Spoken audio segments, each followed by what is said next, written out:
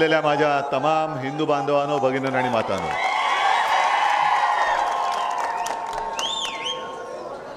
कालपासून धाराशिवमध्ये फिरतोय कुटुंब संवाद करत. कारण ज्या वेळेला मी मुख्यमंत्री होतो तेव्हा मी एक संकल्पना राबवली होती, माझे कुटुंब माझी जबाबदारी. म्हणून मी माझ्या कुटुंबियांना भेटायला आलेलो आहे.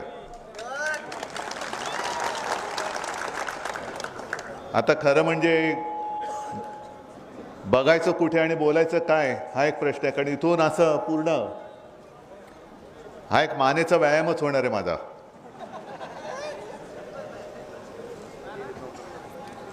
माझे कुटुंब माझी जबाबदारी संकल्पना मी राबवली होती आणि त्यातलं आता म्हणजे आपली कॉपी काही जण करायला लागलेत. काय 140 कोटी यही मेरा परिवार आहे. मग काही त्यांच्या अंधभक्तांनी सुरू केलं मोदी परिवार मोदी परिवार. चांगलंय, पण माझी संकल्पना होती आणि ती आज सुद्धा आहे, हा महाराष्ट्र माझं कुटुंब आहे आणि त्याची जबाबदारी माझी आहे. मग त्या मोदी परिवारवाल्यांना मी विचारतोय की मोदी परिवार ठीक आहे, पण जबाबदारी कोण घेणार? का वाऱ्यावर सोडलाय परिवार? हे असे सगळे भंपक लोक आहेत. मी या मतदारसंघात भाषण करण्याच्या आधी मनापासून तुमची मी दिलगिरी व्यक्त करतोय.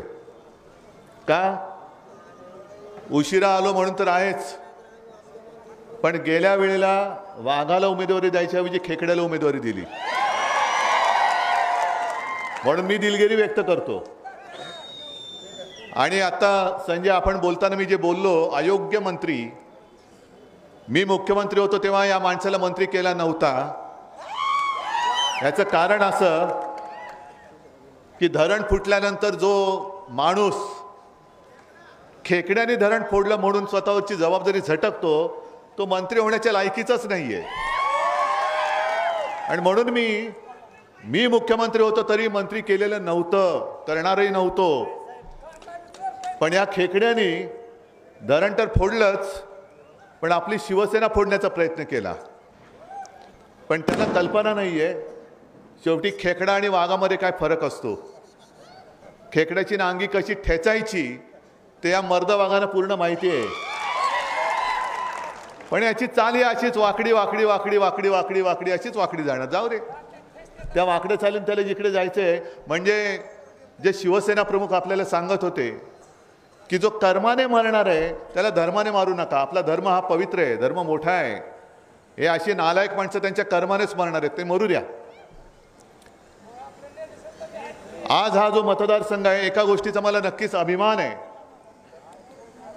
की मी मुख्यमंत्री असताना जे शिवसेना प्रमुखांनी वचन दिलं होतं संभाजीनगरकरांना आणि धाराशिवकरांना की औरंगाबादचं संभाजीनगर झालं पाहिजे, ते छत्रपती संभाजीनगर मी मुख्यमंत्री असताना केलं. आणि उस्मानाबादचं धाराशिव मी मुख्यमंत्री असताना केलं. आणि हे जे आता बोंबलतं, एक फटाके बंद करा रे. आता पुढच्या बाजूला जरा पाणी होतं त्याच्यावर.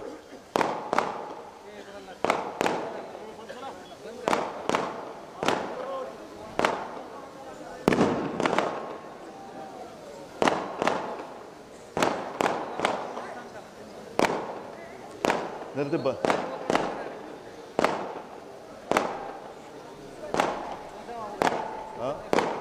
सांग ते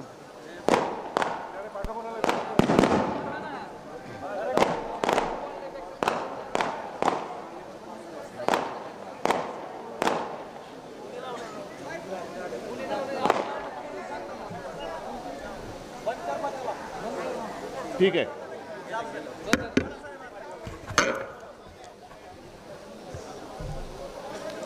काय बोलत होतो?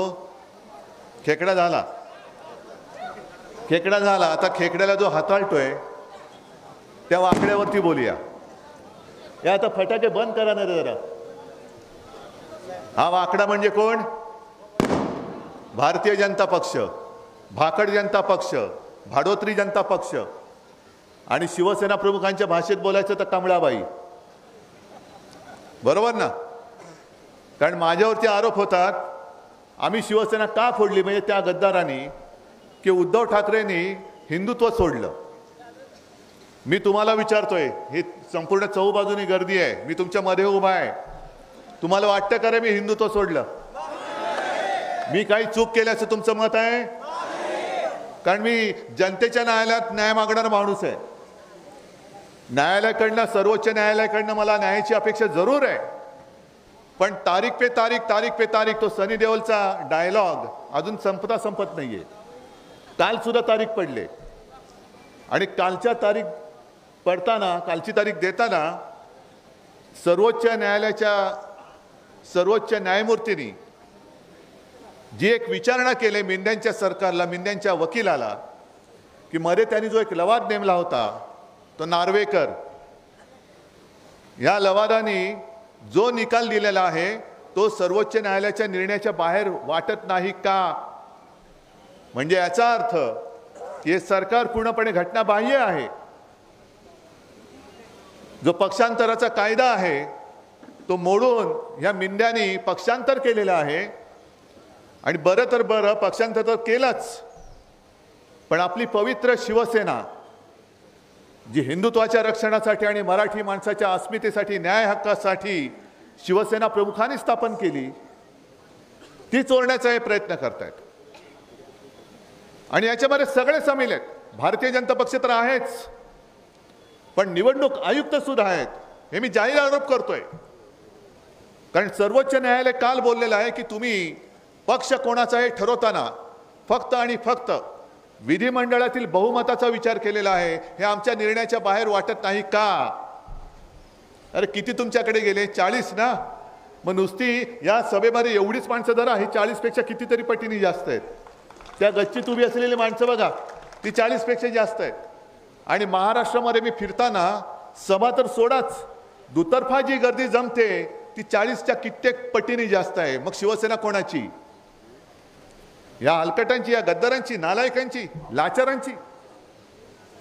ज्या शिवसेना प्रमुखांनी अन्यायाविरुद्ध लढायला शिकवलं आणि लढताना लाचार व्हायचं नाही, मराठी माणूस, हिंदू हा कधीच कोणासमोर लाचार होता कामा नये, ज्या शिवसेना प्रमुखांनी स्वाभिमान शिकवला आणि या मिंद्याने तिकडे माना टाकल्या. तुम्हाला पटतंय शिवसेना त्यांची, त्यांच्याकडे शिवसेना म्हणून? ओम राजे, तुम्ही आता जे बोललात ते खरं आहे. आता आपला ओमराजे जे बोलले ते बरोबर आहे. यापूर्वी आपले खासदार आले होते, मोदींचा चेहरा कुठेही नव्हता, फक्त शिवसेना प्रमुख आणि धनुष्यबाण, पण ते धनुष्य बाणाला सुद्धा त्यांनी डाग लावलेला आहे.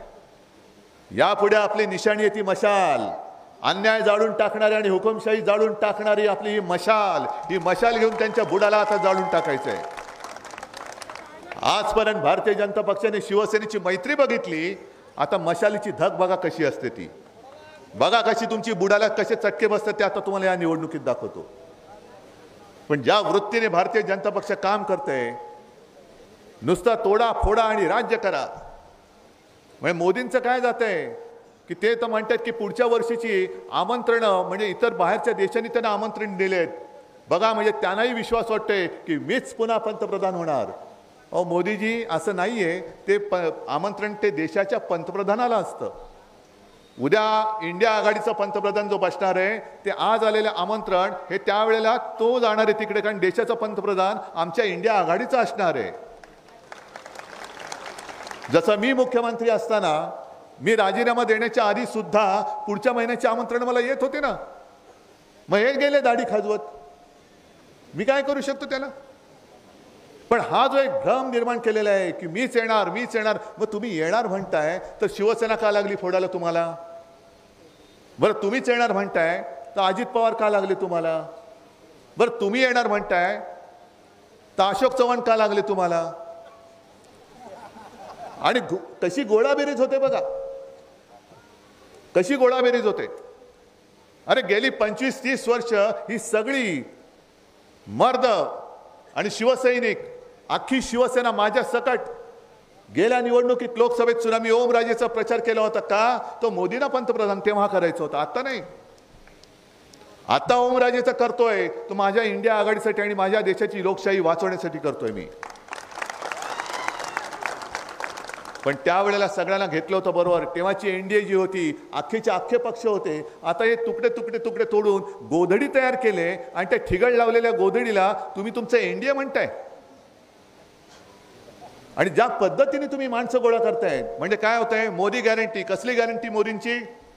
तुम्ही किती कोटीचा घोटाळा केला? 5 कोटी. चल हट बाजूला जा. तुम्ही किती केला? 25 कोटी. किती केला? 50. हा जरा इकडे. किती केला? 100. हा जरा थोडं इकडे. 500. जरा जवळ. 70,000 कोटी. अरे बाबा हे तुला उपमुख्यमंत्री करतो. पण एवढ्यावरती थांबत नाहीये. तुम्ही विचार करा, 70,000 कोटीचा घोटाळा केल्याचा आरोप केलेला माणूस हे स्वतःच्या बाजूला बसवतात, उपमुख्यमंत्री करतात. मग 70,000 कोटीचा घोटाळा केलेला उपमुख्यमंत्री होत असेल तर मुख्यमंत्र्याचा घोटाळा किती असेल? काय हिशोब लावू शकताय? किती असू शकेल? किती असू शकेल? मी सगळी अशी भ्रष्ट माणसं. आणि योगायोग आहे का हा की मोदींनी 70,000 कोटीच्या घोटाळ्याचा उल्लेख केल्यानंतर 4 दिवसामध्ये अजितदादा टोनटन उडी मारून इकडनं तिकडे जाऊन बसले. निर्मला सीतारामन बाईंनी लोकसभेमध्ये आदर्श घोटाळ्याचा उल्लेख केल्यानंतर म्हणजे संजय राऊतना विचारा, महाविकास आघाडीची जी चर्चा चालू होती तेव्हा हेच अशोकराव आमच्याबरोबर म्हणजे आपल्याबरोबर भांडत होते, खेचाखेची करत होते. नाही नाही नाही, ही जागा पाहिजे, ती जागा पाहिजे. आम्हाला वाटलंच नाही असे जातील, आम्हाला कोणालाच वाटलं नव्हतं. पण गेले अशोकराव. आदर्श घोटाळ्याचा उल्लेख केल्याबरोबर अशोकराव तिकडे गेले. म्हणजे सगळी भ्रष्ट माणसं तुम्ही गोळा करताय आणि वरती हिंदुत्वाचा टेंभा मिरवताय. मोदीजी कृपा करून तुम्ही एकतर भ्रष्टती का मिळवावा असं जे आहे ना, आणि भाजपा पक्ष वाढवावा ते तुमचं तुम्ही करा. पण तुमच्या सत्तेच्या हव्यासा पायी भ्रष्ट लोक एकत्र घेऊन हिंदुत्व बदनाम करू नका.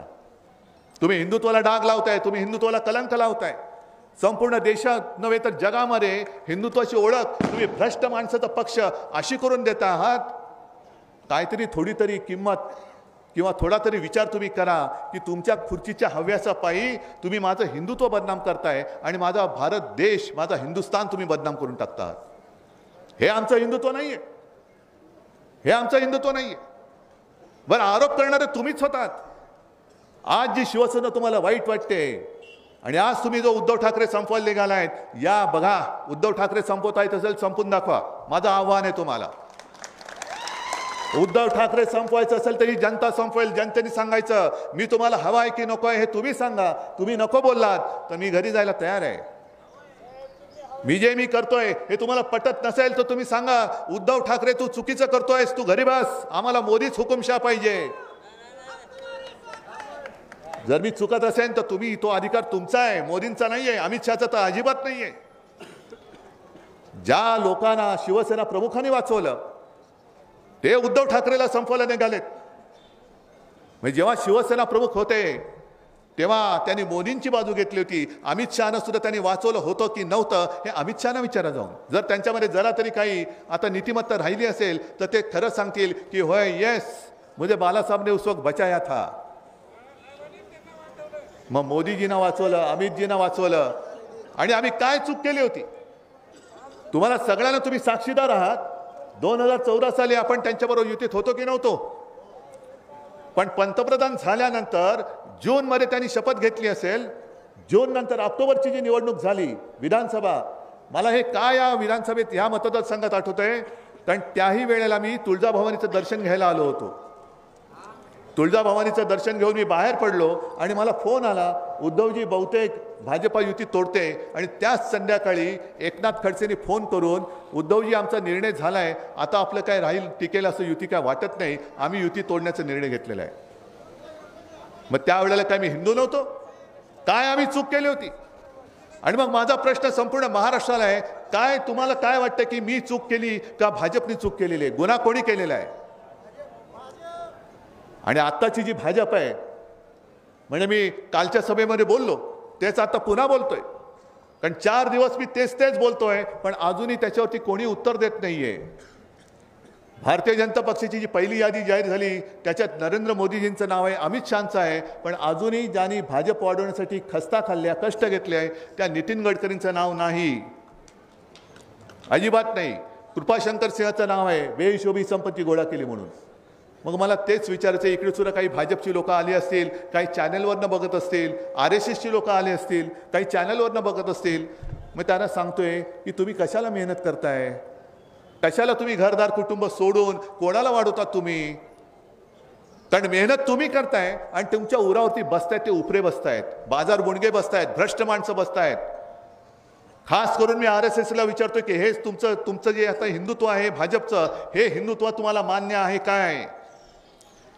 की भ्रष्ट माणसांना बोलवायचं मेहनत तुम्ही करताय, RSS करते, भाजपचे कार्यकर्ते करतायत आणि डोक्यावरती वरून दुसरी माणसं आणून बसवत आहेत. तिकडे आसाममध्ये तो बिस्वा बसवलेला आहे, इकडे मिंदे बसवले आहे, अजितदादा बसवलेला आहे, अशोक चव्हाण बसवलेले आहेत. आणि हे तर सोडूनच द्या, आणखीन एक माणूस असा घेतलाय, तुम्हाला त्याचं नाव पण माहिती नसेल, प्रशांत कुमार जगदेव. नाव माहिती आहे? आणि इकडे ती बातमीच येणार नाही, ही माहितीच बातमीच येणार नाही. पण प्रशांत कुमार जगदेव हा ओरिसातला माणूस, नवीन पटनायक यांच्या पार्टीमधला. त्यांनी गेल्या दीड वर्षापूर्वी भाजपच्या कार्यकर्त्यांच्या अंगावरती गाडी घातली जोरामध्ये, 15-20 कार्यकर्ते जखमी झाले, एक पोलीस ऑफिसर जखमी झाला. आणि हा उद्दामपणा केला म्हणून नवीन पटनायकनी त्याला पार्टीतून काढून टाकलं की तू भाजपच्या का असेना पण माणसांवरती गाडी घातलीस, ही वृत्ती माझ्या पक्षात चालणार नाही, गेट आउट. हे नवीन पटनायकनी केलं. आणि भारतीय जनता पक्षाने ज्यांनी कार्यकर्त्याने चिरडलं त्या जगदेवला पक्षात घेऊन मला असं वाटतं त्याला उमेदवारी पण दिलेली आहे. हा भारतीय जनता पक्ष मेहनत करणाऱ्या भारतीय जनता पक्षाच्या कार्यकर्त्यांना मान्य आहे काय? राष्ट्रीय स्वयंसेवक संघाच्या कार्यकर्त्यांना आणि मोहन भागवत यांना सुद्धा हा उचलेगिरी करणारा पक्ष मान्य आहे काय? मोहन भागवतजी, तुम्ही एकदा जसं तुम्ही सांगता ना की सगळे मुस्लिम त्यांचे पूर्वज हिंदूच होते, तसं तुम्ही सांगा की सगळे भ्रष्ट माणसं आहेत त्यांचे सगळे पूर्वज हे RSSचेच कार्यकर्ते होते. सांगून टाका एकदा मोकळं करून टाका, म्हणजे कोणी बोलणार नाही तुमच्यावरती. बरं, वापरून कसं फेकून देतात हे तर तुम्ही पाहिलात. मध्य प्रदेशमध्ये ज्योतिरादित्य सिंधिया तुम्हाला माहिती आहे ना, आता त्याला मंत्री केलं. म्हणजे आता मध्ये त्यांनी काँग्रेसमधनं फोडून भाजपात घेतलं, त्याला मंत्री केलं आणि उमेदवारी सुद्धा दिली लोकसभेची. कुठल्या जागेची उमेदवारी दिली तुम्हाला कल्पना आहे? ज्या निवडणुकीमध्ये गेल्या निवडणुकीमध्ये 2019ला ज्योतिरादित्य सिंधियाला पाडायचा म्हणून काँग्रेसमधनं एक कार्यकर्ता घेतला, त्यांनी ज्योतिरादित्यचा पराभव केला, त्याचं तिकीट कापून त्याच्या डोक्यावरती ज्योतिरादित्य बसवला. मग कोणता पक्ष, काय हिंदुत्व, कोणत्या दिशेने तुम्ही चाललेला आहात? आणि निवडणूक आल्यानंतर मोदी परिवार हे सगळे बसलेत. शेतकरी आहेत का इकडे? जरा हात असेल तर हात वर करा ना. आहेत ना? मग तुम्हाला पीक विम्याचे पैसे मिळालेत? मोदी परिवारमध्ये तुम्ही नाही आहात? अरे हो की नाही? मग मोदी परिवार जर असेल तर माझ्या महाराष्ट्रातल्या शेतकऱ्याला पीक विम्याचे पैसे का मिळत नाही? मोदी परिवार जर तुम्ही म्हणता तर माझ्या शेतकऱ्याच्या पिकाला हमी भाव तुम्ही का देत नाही? मोदी परिवार तुम्ही म्हणता तर तुम्हाला जे आता ओमराजेंनी सांगितलं ते सोयाबीनचं गणित तुम्ही माझ्या शेतकऱ्याचं का सोडवत नाही? पण 2014ला त्यांनी सांगितलं होतं ते त्यांचे काढा. म्हणजे शिवसेना देते तो वचननामा असतो आणि भाजपा देते तो थापानामा असतो. सगळे जुमले. 2014 साली त्यांनी सांगितलं होतं की जर समजा तुम्ही सोयाबीन पिकवणारे शेतकरी असाल तर एकराप्रमाणे तुमच्या सोयाबीनला किती उत्पादन खर्च आला त्याच्यामध्ये 50% अधिक आम्ही रक्कम जमा करू आणि मग जो आकडा येईल ती हमी भावाची रक्कम आम्ही तुम्हाला देऊ. मग ही रक्कम देण्याची जी काय हमी दिली होती ही मोदी गॅरंटी नव्हती? मग तुम्ही जी काय वचनं दिली होती 2 कोटी लोकांना रोजगार मिळणार दरवर्षी, अरे 10 वर्ष जर का काढली तर आजपर्यंत 20 कोटी लोकांना रोजगार मिळाला पाहिजे होता. मला इथल्या लोकांनी सांगावं किती लोकांना मोदींमुळे रोजगार मिळालेला आहे? मग ही मोदी गॅरंटी नाही? किती लोकांना प्रधानमंत्री आवास योजनेत घर मिळालेले आहे सांगा जरा. मग कुठे ते योजना? देशामध्ये 50 लाख लोकांना प्रधानमंत्री आवास योजनेमध्ये घर मिळालं. जिथे जिथे जातो मी सभेत विचारतो, एक सुद्धा हात वर येत नाही. मग दिली कोणाला घर? कोणाचं तुम्ही कर्ज माफ केलं? आता निवडणुकीच्या तोंडावरती तुम्ही गॅस सिलेंडरचे दर कमी करता आणि निवडणूक झाल्यानंतर म्हणजे तुमचं बटन शेवटचं दाबलं गेलं का दुसऱ्या दिवशी पेपरमध्ये बातमी येते सिलेंडर 500 रुपयाने महागला. बसा बोंबलत. ही सगळी थेरं, ही सगळी नाटकं हे बघून बघून आता देश कंटाळलेला आहे. आज देशाला आम्हाला तेव्हा वाटत होतं की देशाला एक मजबूत सरकार पाहिजे, म्हणून आम्ही भाजपच्या सोबत होतो, म्हणून आम्ही मोदीजींना पाठिंबा दिला होता.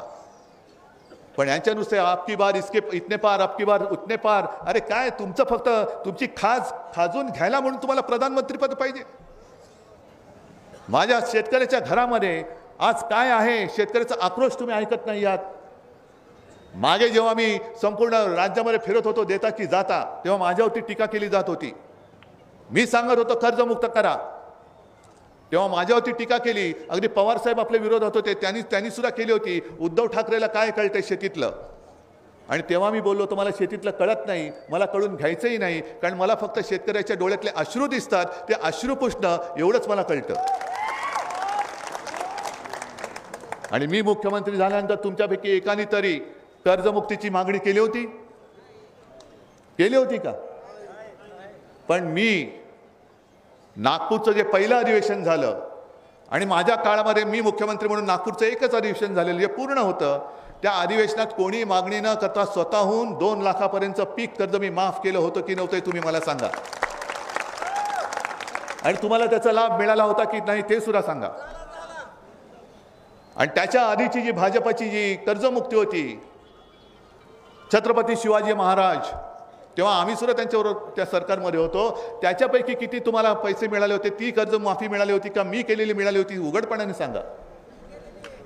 त्यांनी केलेली कर्जमुक्ती जी होती त्याच्यामध्ये जो अर्ज होता ते भरताना दमछाक होत होती का मी केलेल्या कर्जमुक्तीचा फॉर्म भरताना दमछाक होती ती, हे सुद्धा सांगून टाका. मग मला काही अनुभव नसताना जर मी हे करू शकलो, कोरोनासारखं संकट तुमच्या सगळ्यांच्या साथीने सोबतीने मी जे सांगितलं, तुम्ही मला कुटुंबातील आपला मानून माझं तुम्ही ऐकलत, म्हणून महाराष्ट्र वाचला. माझं कर्तृत्व नाही, हे तुमचं सहकार्य, त्याचंही कौतुक आहे. आणि खरंच जगामध्ये अशी जनता कुठेही मिळणार नाही जे भाग्य मला लाभलं की जे मी सांगितलं ते तुम्ही ऐकलत. घराबाहेर पडू नका, तुम्ही नाही पडलात. मास्क लावा, तुम्ही मास्क लावला. दुकानं बंद ठेवा, दुकानं बंद ठेवली. ऑफिसमध्ये जाऊ नका, ऑफिसमध्ये नाही गेलात. आणि कुठेही तुम्ही त्याच्याबद्दल राग व्यक्त केला नाहीत, कुठेही तुम्ही रस्त्यावरती उतरला नाहीत, कुठेही तुम्ही असंतोष व्यक्त केला नाही. उद्धव ठाकरे सांगतोय, हा आपला कुटुंबातला आहे, हा सांगतोय ते आपण काय केलं पाहिजे म्हणून. आणि म्हणून जशी गुजरातमध्ये परिस्थिती झाली, जशी उत्तर प्रदेशमध्ये झाली, तशी आपल्या महाराष्ट्रामध्ये परिस्थिती झाली नाही. ह्याचं कारण तुमचं आणि तुमचं केवळ तुमचं सहकार्य, म्हणून ते घडू शकलं. पण कोरोना काळात देखील संपूर्ण अर्थचक्र बंद असताना जी अर्थव्यवस्था आपल्या खांद्यावरती मजबूतपणाने सावरली होती ती माझ्या अन्नदात्या शेतकऱ्यांनी सावरली होती. तो मात्र घरामध्ये बसला नव्हता, तो शेतात काम करत होता. म्हणून अन्नधान्याचा तुटवडा आपल्याला जाणवला नाही आणि आपली आर्थिक परिस्थिती सुद्धा ही व्यवस्थित राहिली होती. मग शेतकरी काय मागतोय त्याचा न ऐकता त्या उत्तरेत जो शेतकरी उतरलाय त्याच्यावरती बंदुका रोखल्या जात आहेत, अश्रुधूर सोडला जातोय, त्याच्या मार्गात खेळे टाकले जात आहेत, त्याच्या मार्गामध्ये तारीची कुंपणे टाकली जात आहेत. शेतकऱ्यावरती बंदूक रोखणारं नालायक सरकार शेतकऱ्याच्या मालाला कधी हमीभाव देऊ शकेल काय वाटते तुम्हाला? पण उत्तरेतला शेतकरी आणि माझ्या महाराष्ट्रातला शेतकरी याच्यामध्ये फरक आहे. उत्तरेतला शेतकरी एका तिरीमिरीने रस्त्यावरती उतरलेला आहे, पण माझा महाराष्ट्रातला शेतकरी हा भाबडा आहे, भोळा आहे, साधा आहे. कर्ज भरलं गेलं नाही कारण उत्पन्नच नाही काही, म्हणून जप्तीची नोटीस जर दारावर लागली तर गावामध्ये तोंड दाखवायचं कसं, म्हणून गपगुमान बिचारा आत्महत्या करून मोकळा होतो. कशाला आत्महत्या करताय? अरे तुमची ताकद तुम्हाला कळत नाहीये. उत्तरेतला शेतकरी रस्त्यावर उतरल्यानंतर 1.5-2 वर्षापूर्वी मोदी सरकारला त्यांनी झुकायला लावलं होतं. अगदी मोदी सरकारला सुद्धा त्यांनी गुडघ्यावरती आणलं होतं. ही शेतकऱ्याची ताकद आहे. आत्महत्या करताय, आत्महत्या नाही करायची. या नालायक सरकारची राजकीय हत्या आता तुम्हाला करावी लागेल. जे सरकार तुमचं ऐकत नाही ते सरकार तुम्हाला पाडावंच लागेल, खाली खेचावंच लागेल. आणि तुमच्या हक्काचं सरकार कोणाचंही असेल, पण शेतकऱ्याचं ऐकणारं सरकार, जोपर्यंत तुम्ही तुमच्यातले सगळे जातपात धर्मभेद गाडून शेतकरी म्हणून एकवटत नाही आणि शेतकरी म्हणून मतदान करत नाही, तोपर्यंत तुमचं मी सोडा पण बाकी कोणी ऐकणार नाही. मी तर तुमचाच आहे. आता जरा ताकदीची भाषा करा. मनगटात तुमचा जो ताकद आहे, जी ताकद आहे, एक गाव 2 तुकडे करण्याची ताकद आहे, ती केंद्र सरकारला त्याची जाणीव होऊ द्या. त्यांना असं वाटतं की नुसती गुरंढोरं आहेत, कोणी खेकडा दिला तरी चालून जाते, कोणी वेडावाकडं वागलं तरी चालून जाते, जास्तीत जास्त काय करतील, जप्तीची नोटीस लावली तर आत्महत्या करून मोकळे होतील, एक कटकट संपली. नाही, आता हे आत्महत्या करण्याचं अजिबात मनात आणायचं नाही. आता तो दिवस जवळ येतोय. 2014 साली जे मोदीजींनी सांगितलं होतं ती घोषणा आज खरी होते. अच्छे दिन आएंगे, हे मोदी सरकार जाईल आणि अच्छे दिन आने वाले आहे, त्या दिवसाची तयारी करायला लागा तुम्ही. आता अच्छे दिन येणार आहे आणि 2024 हे क्रांतीचं वर्ष आहे, कारण ही लोकशाहीतली क्रांती आहे. लोकसभेची पण निवडणूक होणार आहे आणि विधानसभेची पण निवडणूक होणार आहे. ओमराजेची तर उमेदवारी जाहीर करण्याची गरजच नाही आहे, तिकडनं कैलाशी पण करायची गरज नाही आहे. आणि यावेळेला इकडनं खेकडा तर देणारच नाही, देईन तो अस्सल वाघच देणार आहे. आणि या खेकड्याला पुन्हा इकडे येऊ द्यायचं नाही, अजिबात नाही, कारण त्यांना मस्ती आहे. त्यांना असं वाटतं, मगाशी सांगितलं ना ओमराजे, तुम्हीच सांगितलं ना कुठल्या निवडणुकीत 50-50 हजार वाटले होते. अरे ज्यांनी 50 खोके घेऊन सुद्धा ज्याची भूक क्षमत नाही, असा राक्षस हा मंत्री म्हणून बसवायचा, असं सरकार हे आपल्या डोक्यावरती शासन करते म्हणून बसवायचं आहे. आपल्याकडे पैसे नाही आहेत, त्यांच्याकडे पैसेच आहेत पण लोक नाही आहेत. माझ्याकडे लोक, ही माझी जन आणि धनसंपत्ती हीच आहे माझी, हेच माझं भांडवल आहे, हीच माझी शक्ती आहे. आणि या ताकदीच्या जोरावरच मी कुटुंबाच्या संवादासाठी महाराष्ट्राबाहेर पडलेलो आहे. मी मैदानात उतरलेलो आहे. ही लढाई तुमची लढाई लढायला उतरलेलो आहे. सोबत आहात की नाही? इथून आपल्या शिवसेनेचा अस्सल भगवा, मशालीचा भगवा हा पुन्हा निवडून देणार आहात की नाही? आणि मोदी सरकार पाडून आपल्या हक्काचं हिंदुत्ववादी आणि मराठी माणसाचं सरकार तिकडे आणणार आहात की नाही? जर आणणार असेल तर मला चहूबाजूने हात वर करून सांगा.